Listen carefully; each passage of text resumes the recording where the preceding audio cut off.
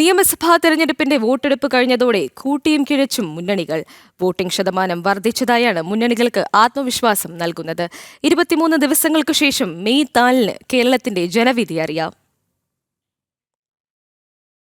ജനാധിപത്യ സംവിധാനത്തിലെ സുപ്രധാനമായ വോട്ടെടുപ്പിൽ മികച്ച പങ്കാളിത്തമാണുണ്ടായത്. SIR നടപടികൾക്ക് ശേഷം നടന്ന ആദ്യ തിരഞ്ഞെടുപ്പിൽ കനത്ത പോളിംഗാണ് രേഖപ്പെടുത്തിയത്. 2021 74.03 നിന്ന് 2026 78.25% എത്തിയതോടെ വിജയപ്രതീക്ഷയിലാണ് മുന്നണികൾ. പോളിംഗ് ശതമാനത്തിലുണ്ടായ വർധനവ് സ്ഥാനാർത്ഥികളുടെയും ആത്മവിശ്വാസം വർദ്ധിപ്പിക്കുന്നുണ്ട്. പ്രചാരണ കാലയളവിൽ ജനങ്ങൾക്ക് മുന്നിൽ അവതരിപ്പിച്ച വിഷയങ്ങളിൽ ലഭിച്ച പ്രതികരണമായാണ് ഈ വർധനവിനെ വിലയിരുത്തപ്പെടുന്നത്. 24 ദിവസം നീണ്ടുനിന്ന വാശിയേറിയ പ്രചാരണത്തിൽ കളം നിറഞ്ഞു നിന്ന സ്ഥാനാർത്ഥികൾ ഇഞ്ചോടിഞ്ച് മത്സരമാണ് കാഴ്ചവെച്ചത്. പല മണ്ഡലങ്ങളിലും വിജയ സാധ്യതകൾ പ്രവചനാതീതമാണ്. ഭരണവിരുദ്ധ വികാരവും ഡീൽ വിവാദവും ശബരിമല സ്വർണ്ണ കവർച്ചയും വിശ്വാസ സംരക്ഷണവും FCRI നിയമ ഭേദഗതി ബില്ലുമടക്കം പ്രചാരണ കാലത്ത് ചൂടേറിയ ചർച്ചകൾക്ക് കേരളം സാക്ഷ്യം വഹിച്ചത്. വോട്ടർമാർക്കിടയിൽ ഇത് ചർച്ചയാവുകയും ചെയ്തിരുന്നു. ഇത്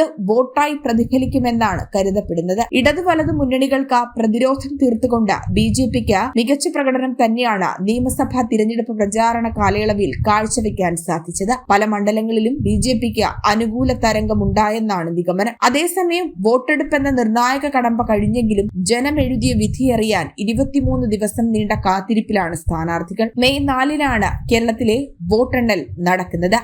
ജനം, തിരുവനന്തപുരം.